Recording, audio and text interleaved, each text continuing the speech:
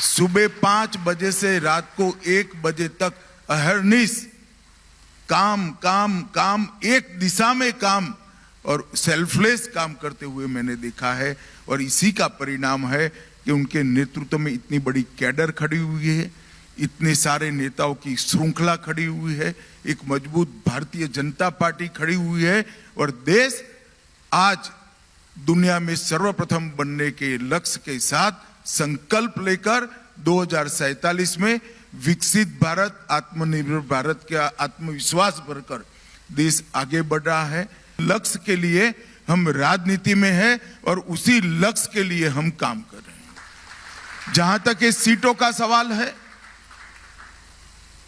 जब से हम पार्टी बनाए तब से लेकर आज तक 1950 से आज तक हम जो कल्पनाएं लोगों के सामने रखे थे, हमारा एजेंडा लोगों के सामने रखे थे, इसकी पूर्ति के लिए जब इस देश की जनता ने पूर्ण बहुमत की नरेंद्र मोदी सरकार बनाने का मौका दिया, मोदी जी पर भरोसा किया, मोदी जी को 2 टर्म पूर्ण बहुमत का सरकार दिया, तब ये 10 साल हमने इसके लिए काम किया है।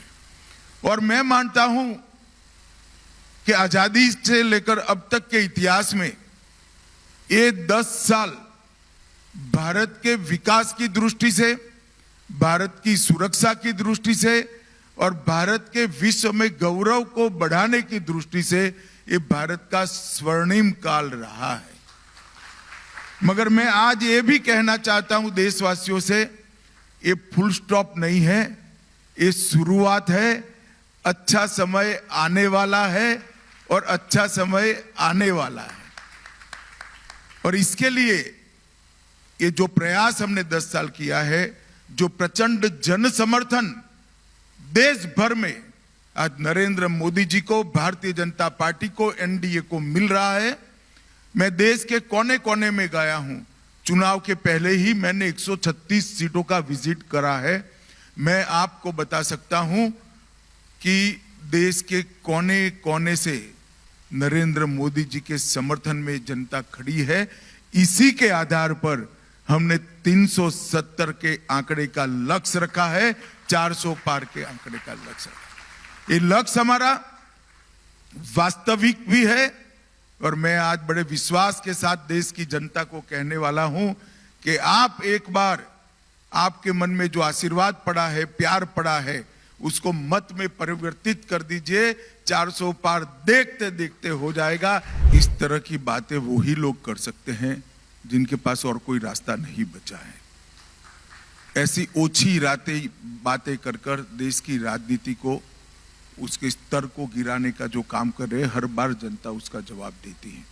परंतु मैं एक बात बताना चाहता हूं, मैंने मोदी जी को बहुत करीब से देखा है, कई सालों से उनके साथ काम किया है। लालू जी ने 1 महीने में सही ही कहा है कि मोदी जी का कोई परिवार नहीं है। परिवार जिनका होता है वो बेटे बेटियों को प्रधानमंत्री बनाने का प्रयास करता है, मुख्यमंत्री बनाने का प्रयास करता है, सत्ता पर बिठाने का प्रयास किया है। इस व्यक्ति ने 40 साल से केवल और केवल देश की जनता के लिए काम किया है। 23 साल से मुख्यमंत्री और प्रधानमंत्री रहने के बाद भी मैंने एक दिन छुट्टी लेते हुए उनको नहीं देखा है।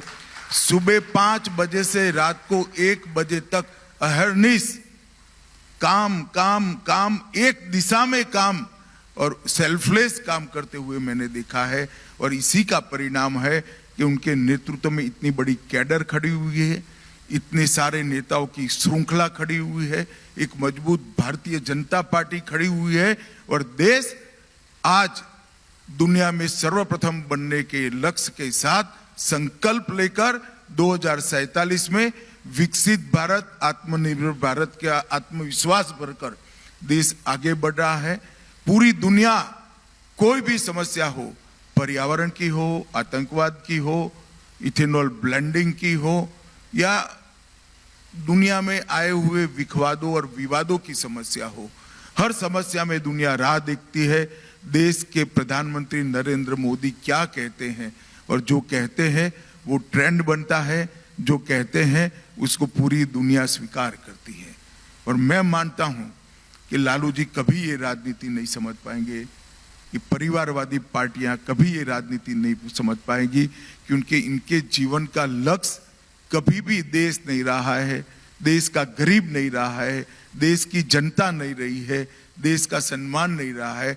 उनका लक्ष्य केवल और केवल अपने बेटे बेटियों को राजनीति में उच्चस्थ स्थान पर बिठाना रहा है।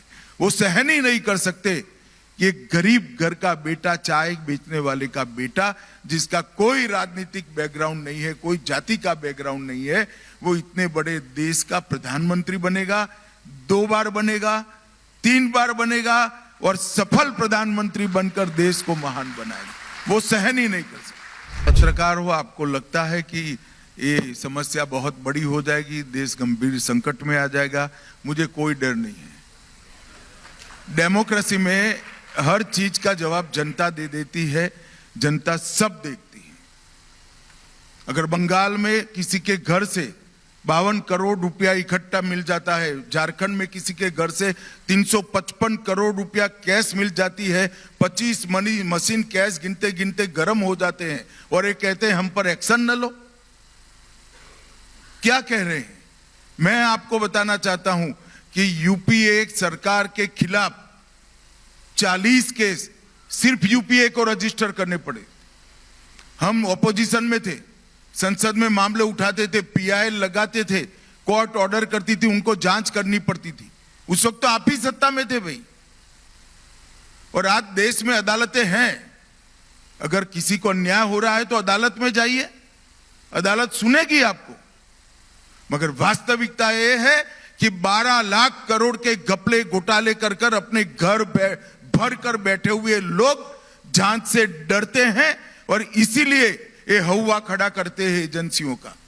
मैं आज उनको कहना चाहता हूं, 12 लाख करोड़ के घपले घोटाले किए, सैकड़ों जांच आपके सामने हुई, जेल में जाना पड़ रहा है।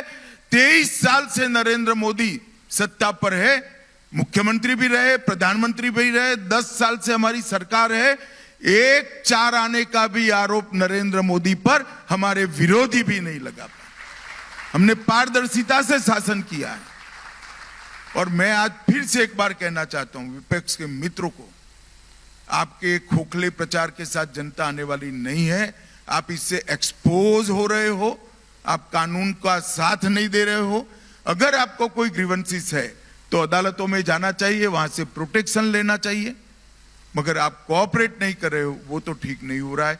मैं किसी व्यक्ति के बारे में नहीं कह रहा हूं। जहां तक संदेश खाली का सवाल है, मैं मानता हूं संदेश खाली की घटनाओं ने बंगाल के शासन को 100% एक्सपोज कर कर रख दिया है। एक महिला मुख्यमंत्री के राज्य में जिस तरह से धर्म के आधार पर महिलाओं का शोषण हुआ है, वो सहन ही नहीं किया जा सकता। हम इसके खिलाफ लड़ेंगे, एड़ी चोटी का जोर लगाकर लड़ेंगे और बंगाल में हम परिवर्तन कर रहेंगे।